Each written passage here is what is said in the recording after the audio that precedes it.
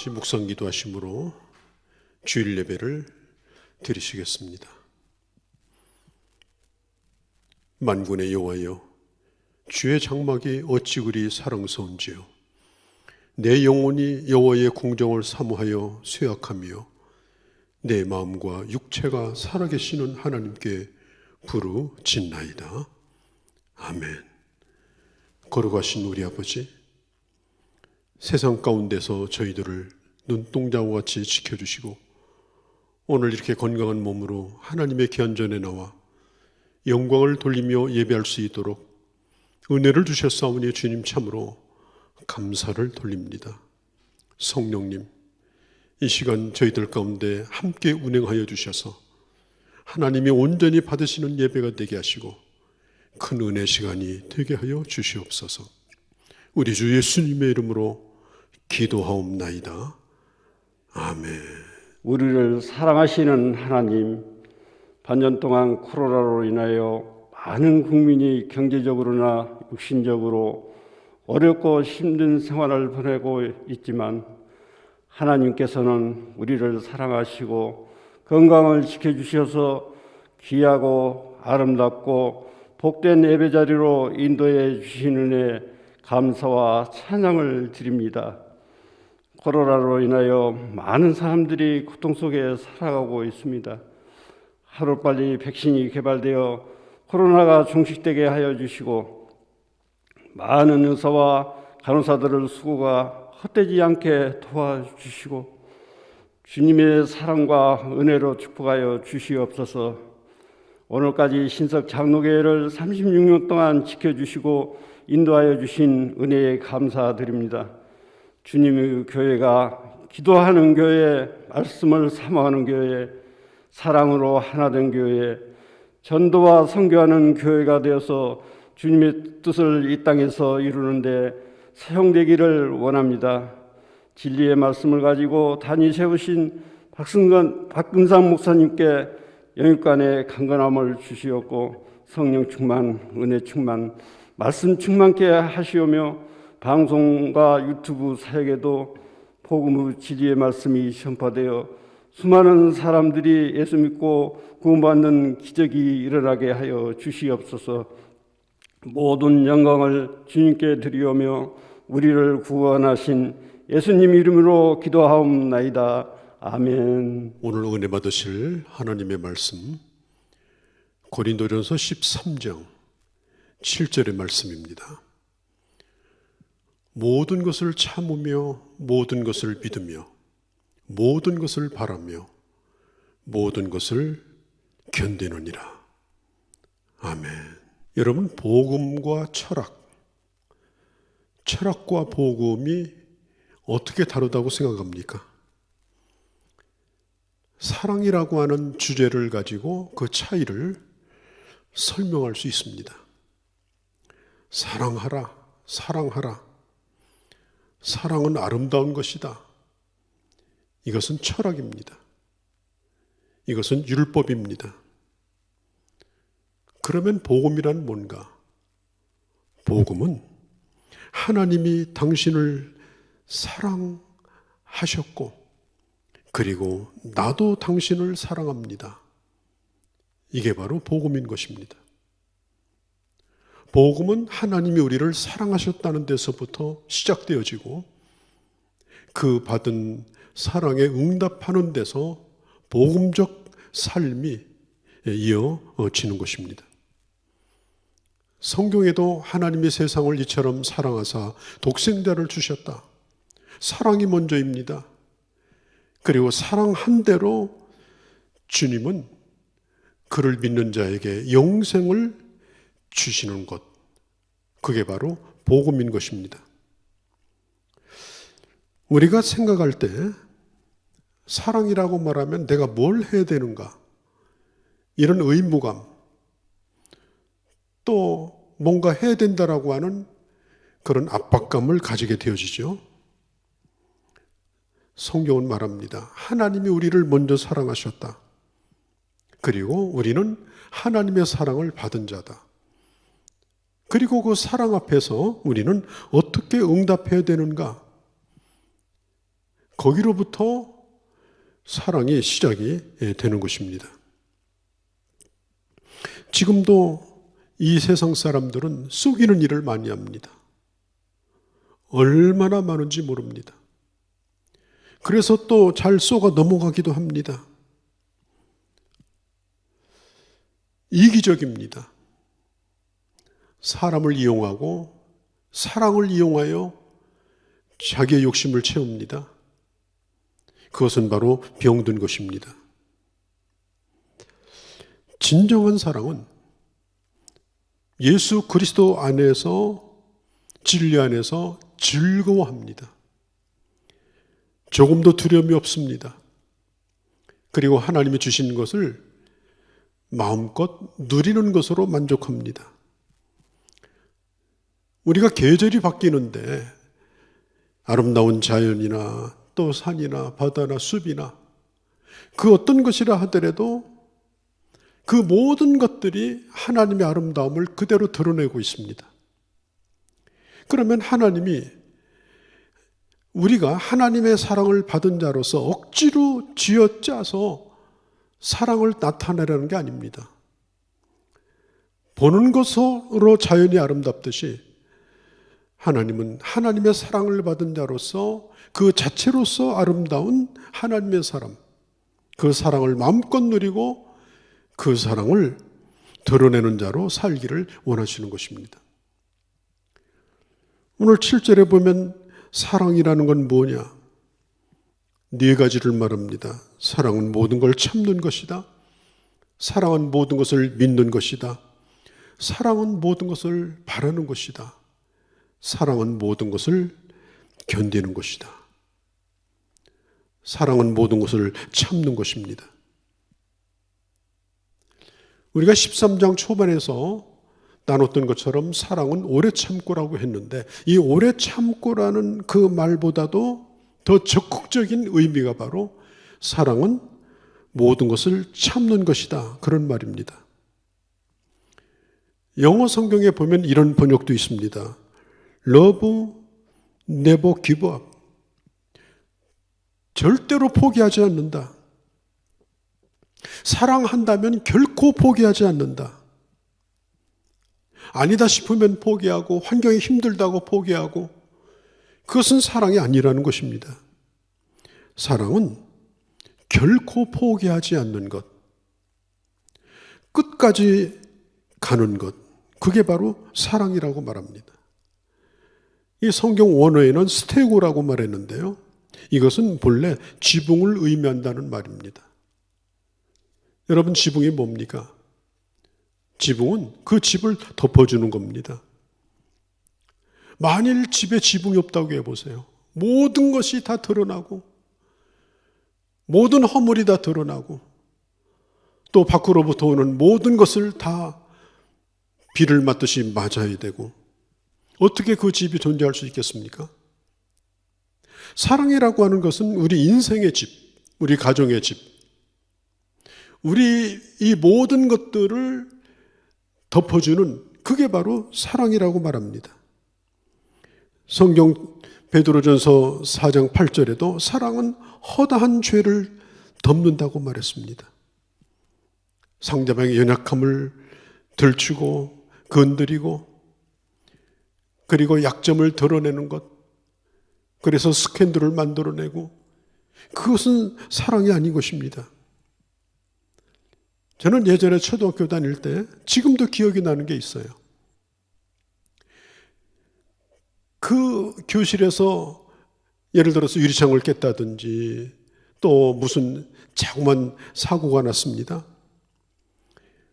그러면 선생님이 이제 물어보죠. 이거 누가 그랬어?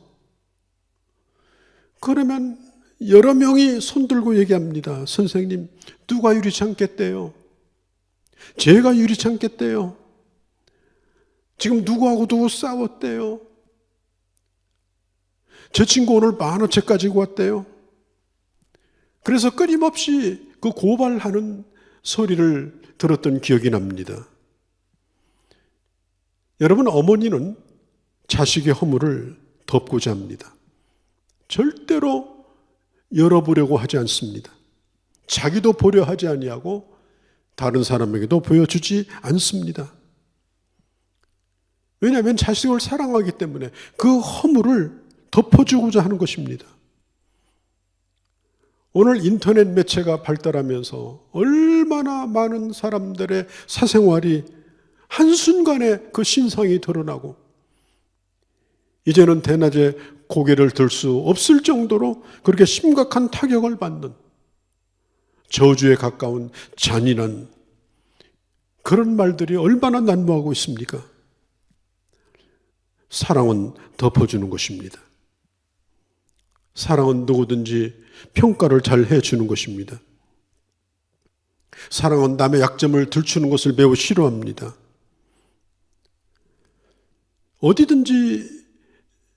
어디서든지보다도 가장 허물이 잘 드러나는 것이 저는 가정이라고 생각합니다. 가정만큼 허물이 많은 것이 없죠. 그래서 이 가정이야말로 이 성경에 나타난 이 아가페 사랑, 이게 절실하게 필요한 것입니다. 성도 여러분, 다른 사람의 허물을 의도적으로 드러낸 적 있습니까? 또 고의적으로 나쁜 소문을 퍼뜨린 적이 있습니까? 실제보다도 더 나쁘게 과장해서 말한 적은 없습니까? 그것은 사랑이 아니라고 말합니다. 한때 유대인들을 감금했던 아우슈비츠 수용소의 벽에는 이런 글이 적혀 있었다고 합니다.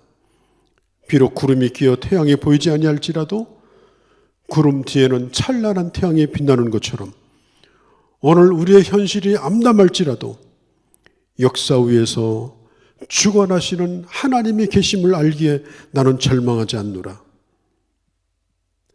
우리는 하나님의 사랑을 믿기에 절망하지 않습니다. 또 그 사랑을 가지고 다른 사람들을 덮어주기 때문에 오늘 이 세상은 소망이 있는 것입니다. 성경은 말합니다. 사랑은 모든 것을 참는 것이다. 사랑은 모든 것을 덮는 것이다. 두 번째로 사랑은 모든 것을 믿는 것이라고 했습니다. 모든 것을 믿는다, 이 말은 어떤 번역에 보면 버리지 않는다, 그런 뜻입니다. 버리지 않는다. 기대를 버리지 않는 것입니다. 그 사람에 대한 소망을 버리지 않는 것입니다. 여러분, 사랑과 이 믿음이라는 것은 분리할 수가 없습니다. 믿으면 사랑합니다. 또 사랑하면 믿습니다. 이건 불가능합니다. 화학적 반응 안에서 이루어진 것이 믿음과 사랑인 것입니다. 우리가 예수를 믿는 것은 예수님 안에 하나님의 사랑이 있는 것을 믿기 때문에 그 사랑에 대해서 마음을 열고 믿게 된 겁니다. 요한 칼빈 선생은 이런 말을 했습니다. 믿음이란 하나님께서 예수 그리스도를 통해서 주신 사랑을 담을 수 있는 준비가 되어 있는 마음이다. 믿음은 하나님의 사랑에 대해서 열려진 마음, 하나님의 사랑을 받을 만한 준비가 되어 있는 자세, 그게 믿음이라는 겁니다. 그러니까 믿음은 구체적인 사랑의 대상이 있고 구체적인 사랑의 행동이 있고 그리고 그것을 수용하고 받아들일 때 그게 믿음이 되는 것입니다. 그리고 우리의 믿음이 일생토록 유지되는 것, 우리가 그 믿음을 버리지 아니하고 끝까지 이 믿음의 길을 걸어갈 수 있는 것은 하나님의 사랑은 지금도 여전히 우리를 향하여 변함이 없다는 사실을 우리는 알기 때문에 그런 것입니다. 믿는다는 것이 중요합니다. 이 문제아들의 대부분은 어머니를 미워하는 특징을 가지고 있습니다. 왜 미워하느냐? 우리 엄마는 너무 똑똑하다는 겁니다. 우리 엄마는 너무 똑똑하다. 자식들에게 어머니의 매력은 자식들에 대해서 똑똑하지 않은 것입니다. 믿어주는 겁니다. 모든 사람이 다 나쁘다고 해도 또 실제로 그 자식에게 또 썩고 썩으면서도 그 어머니가 끝까지 믿어주고 기다려주는 것 때문에 결국은 그 자식이 바로 서는 것입니다. 요즘 어머니들이 잘 하는 말이 뭐예요? 야, 너 쏘을 줄 알아? 엄마 똑똑해. 엄마 안 쏘가. 그냥 뜨거운 콧바람을 내면서 자식을 협박하고 공갈하고, 그렇게 되면 그 순간 그 자식은 고아가 되는 겁니다. 그에게는 어머니가 없는 겁니다. 사랑의 관계 속에서 어머니가 존재하는 것이고, 그리고 그 자녀가 존재하는 것입니다. 고린도전서 6장 7절에 보면은 바울은 차라리 불의를 당하는 것이 낫지, 차라리 속는 것이 낫지 그를 고발하지 말라, 이렇게 말합니다. 몰라서 속는 것이 아닙니다. 능력이 없어서 속는 것이 아닙니다. 얼마든지 따지고 비판할 수 있습니다. 그러나 사랑하기에 믿어주는 것입니다. 특별히 예수 안 믿는 남편을 두고 주야로 그를 위해서 기도하는 우리 아내들의 기도, 그 기도는 믿고 기도하는 것이죠. 누가 보아도 안 믿을 것 같은 그분, 믿음을 갖지 않을 것 같은 그 사람이랄지라도 그 아내는 기도하고 그리고 믿고 기다리는 것입니다. 왜냐하면 그 남편을 사랑하기 때문에 그렇습니다. 그의 말을 들어보면 이렇게 말합니다. 그는 반드시 예수 믿을 거예요. 주님 앞에 반드시 돌아올 거예요. 이 아내가 가지고 있는 이 믿음은 상대적인 것이 아닙니다. 사랑하기에 모든 것을 믿는 것입니다. 예수님께서 이 베드로가 본래 이름이 시몬이지 않습니까? 그런데 그에게 이름을 별명으로 붙여줬어요. 그게 바로 베드로라는 이름이에요. 베드로는 반석이라는 뜻입니다. 큰 바위라는 뜻입니다. 실제로는 그렇지 못했습니다. 그러나 그것은 그 베드로를 믿기에 주님이 가지고 계신 기대고 희망이었습니다. 마침내는 그 주님의 믿음대로 베드로는 초대교회 기둥이 되었고 초대교회 반석과 같은 자가 된 것입니다. 여러분, 우리는 믿기 때문에 내일을 기대합니다. 끝까지 믿으며 기대합니다. 우리는 천국도 그렇게 기대하고 우리 인생의 마지막 날 하나님이 주시는 약속도 그 사랑을 믿기 때문에 우리는 기대하고 사는 것입니다. 어떤 때 인간 관계 속에서 그 속셈을 다 알고 마음이 상할지라도 그 상대방을 의심하지 않는 것, 끝까지 기대하는 것, 그게 바로 사랑이라고 성경은 말합니다.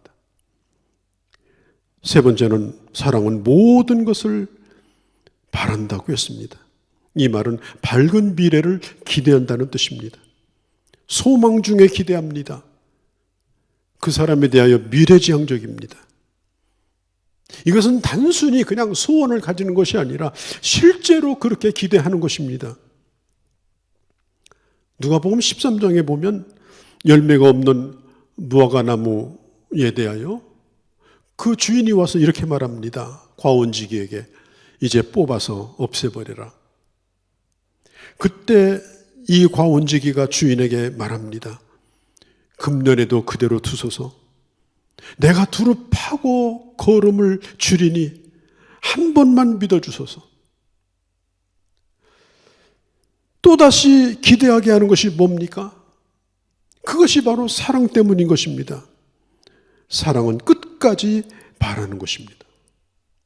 반대로 싹수가 안 보여, 구제불능이야, 떡잎이 잘못됐어? 여러분, 그것은 그 사람을 사랑하지 않기 때문에 그렇게 하는 겁니다. 우리 주님의 생각은 아무리 강팍한 나라와 민족과 개인에 대해서도 우리 주님은 그에 대하여 넘치는 소망을 갖습니다. 아담 크라크는 영국 사람인데 아주 유명한 감리교 신학자입니다. 이 사람이 한 번은 이제 학교 다닐 적에 아주 성적이 나빴어요. 그래서 이제 학교에 한 손님이 찾아왔는데 아주 저명한 인사가 찾아왔어요. 그때 그 교사가 이 아담 크라크를 가르치면서 얘가 우리 학교에서 머리가 제일 나쁜 애라고 그렇게 했답니다. 그러니까 그 손님이 아담 크라크에게 아주 부드러운 말씨로 이렇게 말했답니다. 염려 말아라. 이 다음에 너는 위대한 학자가 될 것이다. 낙심하지 말고 열심히 해. 계속 노력해. 교사는 절망했지만 그 손님은 소망을 가졌습니다.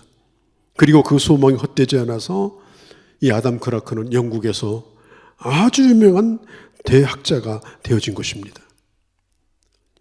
이와 같이 이 아가페 사랑은 끝까지 포기하지 않는 이런 특별한 능력을 가지고 있는 것입니다. 네 번째, 사랑은 모든 것을 견딘다고 했습니다. 사랑은 모든 것을 견딘다. 어떤 영어 성경에 보면은 under all thing 그랬습니다. 모든 상황을 견딘다. 모든 상황을 참는다. 헬라어에도 휴포메네이, 이 휴포라는 말은 이 말에 메네이라는 말이 붙은 것입니다. 이것은 아래에 남는다 그런 뜻이에요. 아래에 남는다. 이 말은 무슨 뜻인가 하면 모든 것이 다 날아가고 허물어지고 사라질 때 끝까지 남는 게 그게 사랑이라는 거예요. 끝까지 남는 것. 모든 게 다 사라졌어요. 근데 유일하게 하나가 남아있어요. 그 황량한 벌판에 가서 들여다보니까 그게 사랑이었더라 하는 말입니다. 그게 바로 휴포메네, 끝까지 남는, 그 밑에서 끝까지 남는 존재. 이런 말이 있습니다. 인생의 성공은 돈이 아니다. 자기 옆에 끝까지 남을 수 있는 사람이 있으면 그게 성공이라고 했습니다. 모든 것이 다 떠나가도 사랑은 남습니다. 모든 비난과 모든 고난과 모든 어려움을 다 견디고 사랑은 남습니다. 아시아 7교회 가운데 하나님 앞에 칭찬받은 교회, 유일한 교회입니다. 빌라델비아 교회입니다. 빌라델비아 교회는 아주 규모가 작은 교회였습니다. 저는 소아시아를 여행할 때 빌라델비아 교회 유적을 보면서 거기에 남아있는 그 교회 건물의 기둥을 만져보면서 제가 하나님 앞에 기도했습니다. 하나님 앞에 드렸던 기도는 무엇인가 하면 모든 것이 다 허물어져도 이와 같이 남는 자가 되게 해달라고. 빌라델비아 교회는 능력이 작은 교회였습니다. 그러나 작은 능력을 다 사용했습니다. 우리는 어떤 일을 시키면 사람들이 말하죠. 나는 능력이 부족해요. 나는 그 일에 경험이 없어요. 여러분, 하나님의 일이라고 하는 것은 능력에 있는 것이 아니라 충성에 달려 있습니다. 빌라델비아 교회는 다른 교회에 비해서 무시당할 정도로 작은 능력을 가진 교회였지만 그 능력을 다 써서 그때 당시에 우상 숭배를 거절하고 끝까지 주님의 이름을 배반하지 아니하고 주님의 칭찬을 받았습니다. 그에게 주신 약속이 뭔지 아십니까? 성전에 기둥이 되게 해주겠다고 약속하셨습니다. 지진이 나고 건물이 무너지고 모든 것이 다 사라져도 그나마 남아있는 것, 남아서 수천 년 동안을 견디며 거기에 건물이 있었던 것을 보여주는 것은 바로 그 건물을 결코 떠나지 않는 기둥인 것입니다. 교회가 흔들리고 세월이 어려워질 때에 진정으로 주님을 사랑하는 사람은 아무리 힘들고 어려워도 끝까지 그것을 지키는 사람인 것입니다. 에스겔서 42장 10절에 보면 남유다가 망했습니다. 성도 허물어지고 성전도 불타고 모든 살아갈 수 있는 기반이 다 사라져버렸습니다. 이제는 다시 일어날 기력도 없습니다. 그런데 주님께서는 다시 허물어진 유다를 세울 수 있는 사람이 누구냐? 에스겔서 42장 10절에 너희가 이 땅에 눌러앉아 산다면, 너희가 이 땅에 눌러앉아 산다면 내가 너희를 헐지 아니하고 뽑아내지 아니하리라. 그리고 내가 내린 재앙에 대하여 그 뜻을 돌이키리라. 허물어진 유다를 다시 세울 수 있는 그 대상이 누구냐? 힘들어도 떠나지 않는 사람입니다. 사랑이 뭡니까? 사랑은 그곳을 떠나지 않는 것입니다. 힘들고 어려워도 주님 붙들고 끝까지 견디는 것입니다. 유럽을 정복했던 이 나폴레옹이 사관학교 다닐 때 그 사관학교 교관이 생도들에게 물었습니다. 제군들은 똑같은 상황, 똑같은 전력, 똑같은 힘을 가지고 두 부대가 싸운다면 누가 이길 것 같으냐? 그때 나폴레옹이 이렇게 대답했답니다. 마지막 5분까지 견디는 자입니다. 그리고 그가 나중에 장군이 되어서 군대를 지휘할 때 그가 늘 하던 얘기가 그거였답니다. 전쟁에 이기는 자는 똑같은 상황에서 싸운다면 결국은 끝까지 남는 자가 남는 거다. 누가 살아남느냐? 끝까지 견디는 자가 살아남는다. 여러분, 베드로는 예수님의 수제자죠. 그런데도 불구하고 주님을 3번 부인하고 도망쳤습니다. 어떤 때는 주님을 위해서 죽겠노라고 결심도 했지만, 그러나 주님이 붙들리던 날 밤에 그는 아주 적극적으로 주님을 부인했어요. 주님을 모르는 정도가 아니라 그런 인간을 나는 모른다. 내가 알면 손에 장을 지진다. 그러면서 저주하며 부인했어요. 그 소리를 주님이 다 들었습니다. 같은 울 안에 있었으니까. 그런데 누가복음 22장 6절에 보면은 우리 주님이 그 어두운 밤에 베드로를 물끄러미 보고 계셨습니다. 증오로 이글거리는 그런 분노의 눈으로 보신 것이 아닙니다. 한없는 사랑의 눈으로 보셨습니다. 베드로는 어둠 속으로 나아가 통곡하며 그날 주님 앞에 회개하며 울었습니다. 또 베드로가 그리고 고기 잡으러 갑니다. 옛날 직업으로 돌아간 거예요. 그런데 주님은 그 바닷가에 아직 상처도 아물지 않는 발로 그를 찾아가셨습니다. 아무 소리도 하지 않았습니다. 왜 그랬냐고 단 한마디도 묻지 않았습니다. 베드로를 향해서 욕설도 하지 않았습니다.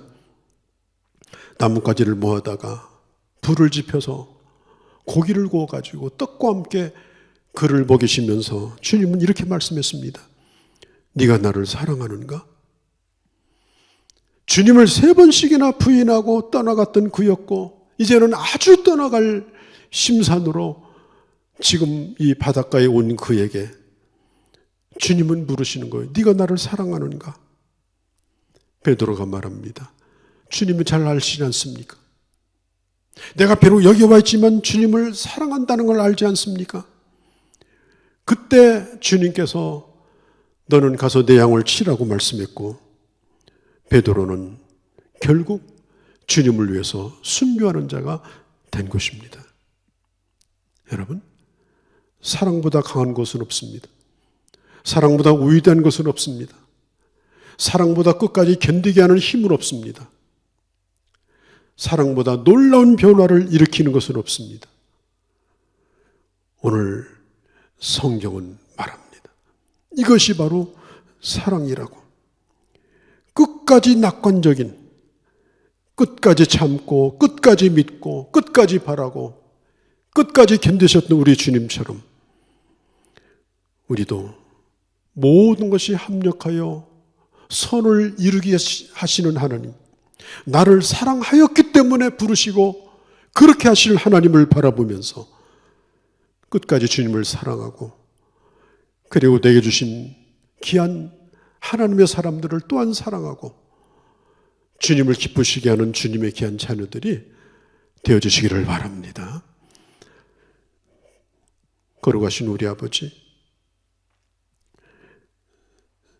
참으시고 믿으시고 바라시고 견디시고, 그리고 우리를 이제까지 받아주시고, 그리고 아직도 나에 대해서 낙관하시고 적극적이시고 강력한 힘으로 나를 붙드시는 주님, 주님이 사랑으로 나를 부르셨고 부름받은 자에게 모든 것이 합력하여 선을 이루시겠다고 약속하셨으니 믿고 사랑하게 하시고 사랑하고 믿으며 끝까지 주님을 잘 섬기는 자가 되게 하시고, 뿐만 아니라 내게 주신 귀한 심령들을 이같이 사랑하며 살아가는 저희가 되게 하여 주시옵소서.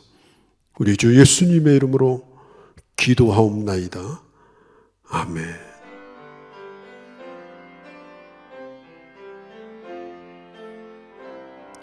주님의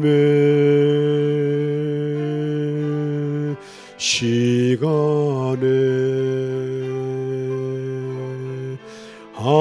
아름답게 모든 것 변하리.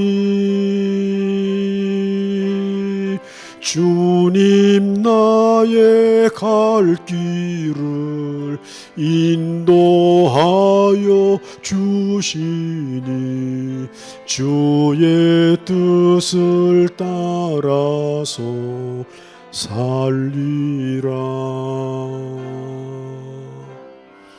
주님의 시간에 아름답게 모든 것 변하리. 나의 정성 다하여 주를 찬송하오니 주의 뜻을 이루어 주소서.